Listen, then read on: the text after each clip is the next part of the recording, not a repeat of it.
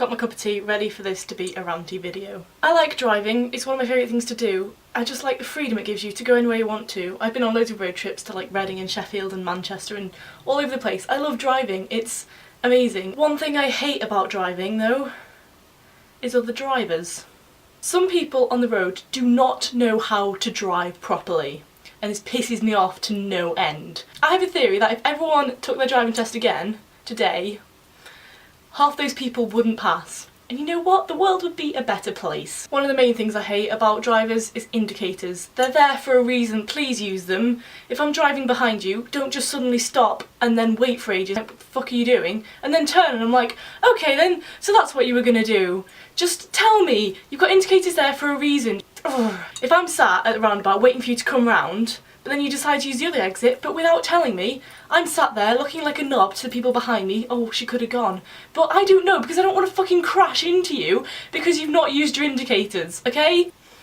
I much prefer motorway driving because you don't have to think about people coming towards you and like pedestrians and stuff. I just much prefer motorway driving. But that being said, motorway driving is fucking terrifying sometimes. I was in the middle lane trying to overtake a lorry and it just suddenly started to move out and I was like, fuck, oh my god, what the fuck is happening? Because he didn't bother indicating, he just pulled out because lorries, because they're big, they think they're like kings of the motorway and it's like, stop and just think about what you're doing, please don't kill me. People who sit in the middle lane, what are you doing with your life? Oh my god, there is no need to sit in the middle lane. If the left side lane is completely clear, move over to it. There's nothing there. I don't understand why you sat in the middle lane. It's not safer. I can't go into the left lane to undertake you because it's illegal. So I have to go to the right hand lane to overtake you.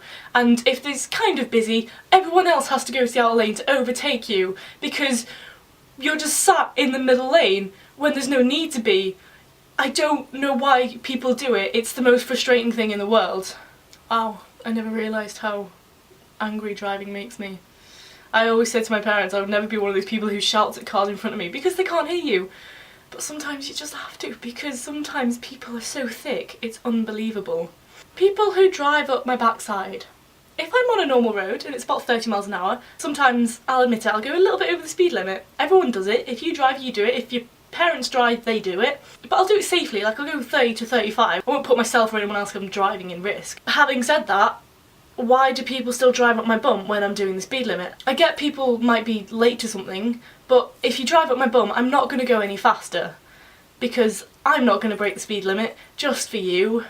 And if I've got to do an emergency stop because something's like jumped in front of the car, you're gonna go right into me because you're doing the same speed as I am, and you're literally up my bum, and you're going to ram straight into me. If I can see the whites of your eyes through my rearview mirror, you are far too close to me, okay? Back up. I could rant about drivers forever because some people just need to learn how to drive again. I went onto the YouTube community Facebook page to ask some people what they hated about drivers as well. Christopher Smith made a really good point that if you're a pedestrian and a driver comes past you and it's been a rainy day, sometimes they'll purposely go through a puddle while you're waiting to cross the road just to make you soaking wet. And that happened to me once before an exam. I walked into the exam and I was like dripping wet and people had thought I'd been like in a hurricane or something.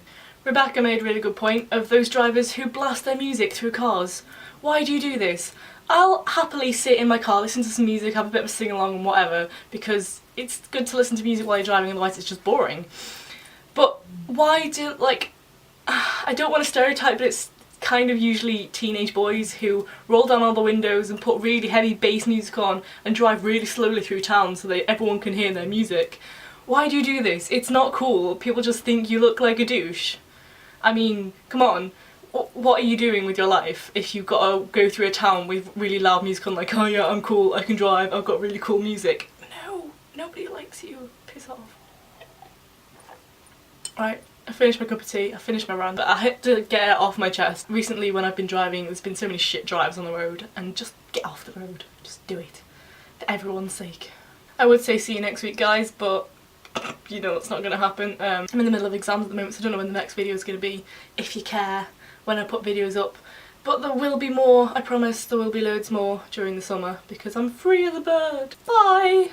I was wearing pyjamas throughout the whole of this because I'm having a lazy day.